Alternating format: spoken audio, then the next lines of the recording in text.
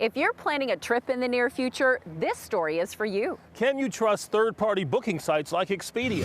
It's a topic 5 on your side wanted to test after several local travelers unknowingly booked a fake hotel using the site. And when we look at it, it says our address, and I said, no, well, we're not a hotel. We tested it, posting a stay in the WRAL Azalea Gardens. A beautiful getaway from my desk, but not for vacation. Kaylee, how did Expedia do? Deborah, I think it is safe to say that Expedia failed this test. Why? Because with minimal effort, 5 on Your Side created a listing for a hotel that never existed. We fully expected Expedia to catch us, but they did not, proving a glaring gap in the company's vetting process.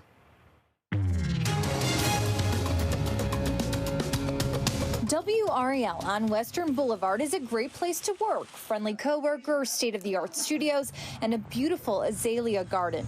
What it's not is a hotel. Yet here it is on Expedia.com. It looked legit. It had a name and an ID and an address. And then I got a phone call from you saying that it was not.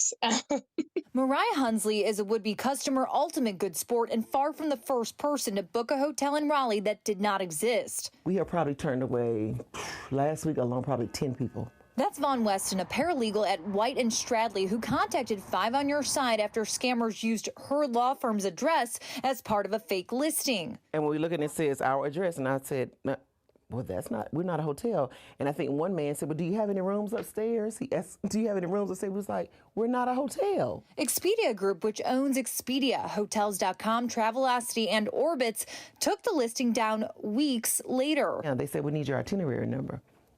We don't have one. We're telling you it's a scam. In a statement, Expedia Group told 5 on Your Side, quote, we have a dedicated team that checks for fraudulent or suspicious properties. But given the fact that several people lost money to the fictitious NC Hotel Motel, we felt the statement warranted testing. So we went to Expedia Group's site and started a listing. Using our station's address and photos from a previous hotel, we created the WRAL Azalea Garden Hotel. As we went through the posting process, we waited to see how long it would take Expedia's dedicated team to call our bluff. Here we are at the WRAL Azalea Garden. Now, if at any point Expedia had checked the address, Googled the name of the hotel, did any background on who I was, or called the number to the posting, my number, You've reached Keely Arthur with WRAL News. they would have realized it was all fabricated. But they must have not done any of that, because within 1 month, the listing was live. It's just crazy. I can't believe you got through with that. You did it. So you're very clever, but it doesn't sound like it was very hard to get a listing up. We immediately contacted Expedia to take the listing down. We hoped they would move fast. Mariah Hunsley moved faster, though, and booked a room. We called her to clear things up. Yeah, you called me while I was at work earlier, so I stepped out to take the call, and then I came back in, and I was like, so this just happened. And my whole office is just like, what? It was only after Expedia took the post down and we informed their media team of our experiment that they really got on the case, sending us this email saying, quote, they were unable to authenticate the property. Remember, this is after our non-existent hotel was published and booked. But you figure because they're on, one of those big name sites that they're going to be vetted, they're going to be legitimate.